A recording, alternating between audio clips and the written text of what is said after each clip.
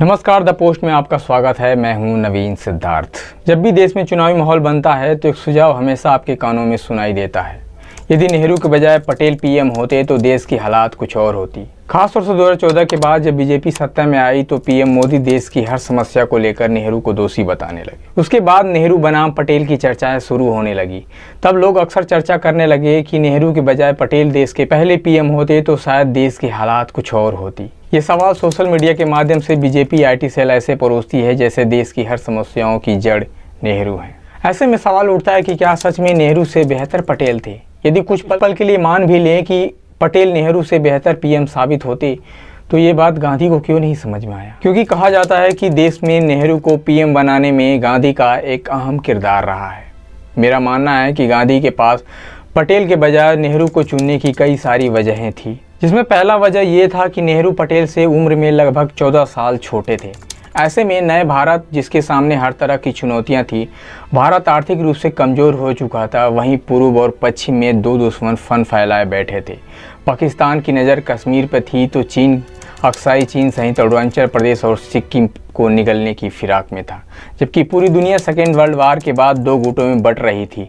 ऐसे में भारत में एक लंबे समय तक राजनीतिक स्थिरता की जरूरत थी, जिसमें देश के पीएम के लिए नेहरू पटेल से ज़्यादा फिट बैठते थे। और ये गांधी की आशंका सच भी साबित हुई। नेहरू की मौत आज़ादी के 17 साल बाद यानी 1964 में हुआ, जबकि पटेल आज़ादी के 3 साल बाद 1950 में ही चल बसे। ऐसे में आप सोचिए, अगर सरदार पटेल देश के पीएम होते तो देश की राजनीतिक हालात और ख़राब हो जाती, क्योंकि आर्थिक रूप से जर्जर हो चुका भारत अगले 5 साल तक लोकतांत्रिक तरीके से चुनाव कराने की स्थिति में बिल्कुल नहीं था। जबकि गांधी के सामने दूसरी बड़ी वजह यह थी कि नेहरू धर्मनिरपेक्ष और विविधता जैसे सिद्धांतों में पूर्ण विश्वास करते थे, जबकि पटेल के अंदर हिंदुत्व को लेकर एक सॉफ्ट कॉर्नर मौजूद था जो समय समय पर उछाल मारता था। क्योंकि 1946 में जिन्ना के नेतृत्व में हुई सीधी कार्रवाई से पूरे देश को दंगे की आग में झोंक दिया। उसी दंगे के दौरान सरदार पटेल ने कांग्रेस के एक मेरठ अधिवेशन में गर्मजोशी भाषण ने पटेल को गांधी की नज़र में सांप्रदायिक नेता बना दिया। इस तरह सांप्रदायिक दंगों से देश पहले ही काफ़ी दंश झेल चुका था। ऐसी स्थिति में पटेल का पीएम बनना गांधी के लिए सही नहीं लग रहा था। देश की सांप्रदायिक हालातों को देखते हुए उस समय एक ऐसा नेता चाहिए था जो हर धर्मों के प्रति समान सहानुभूति रखता हो। ऐसे में गांधी के बाद अल्पसंख्यकों की नज़र में नेहरू ऐसा ही कुछ इमेज रखते थे। मेरे ख्याल से तीसरा वजह ये थी कि पटेल का झुकाव पूंजीवाद की तरफ ज़्यादा थी, जबकि देश अभी अभी उठने की कोशिश कर रहा था।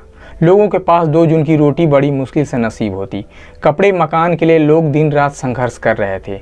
देश में इंफ्रास्ट्रक्चर के नाम पर कुछ नहीं था। यही नहीं, स्कूल, कॉलेज, यूनिवर्सिटी कुछ भी ढंग का नहीं था।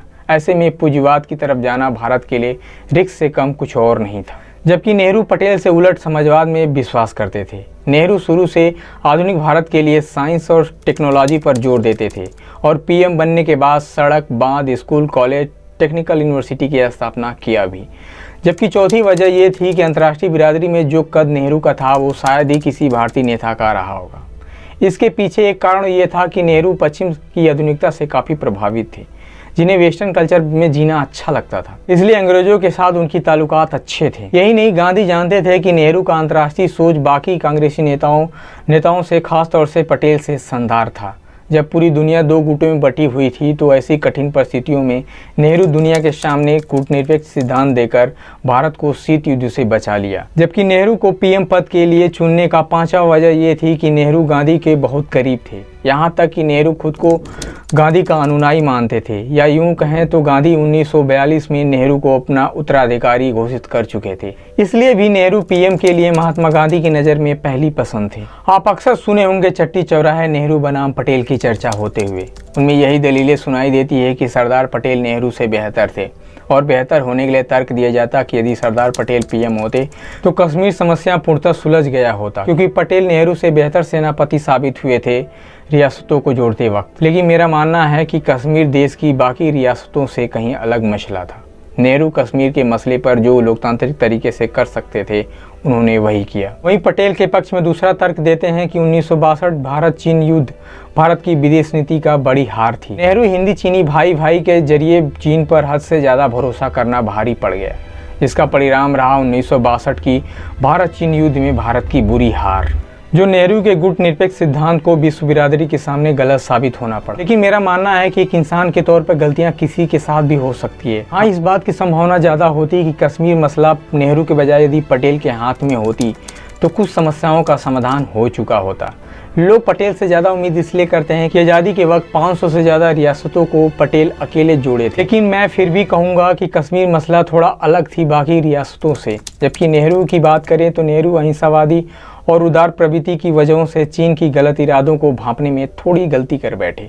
लेकिन ओवरऑल जब नेहरू को हम एक पीएम के रूप में विश्लेषण करते हैं तो पाते हैं कि नेहरू की जगह यदि कोई और पीएम होता तो भारत जो तरक्की किया था वो शायद ही कर पाता। यह वीडियो आपको अच्छा लगा हो तो प्लीज़ इस चैनल द पोस्ट को सब्सक्राइब करें। धन्यवाद।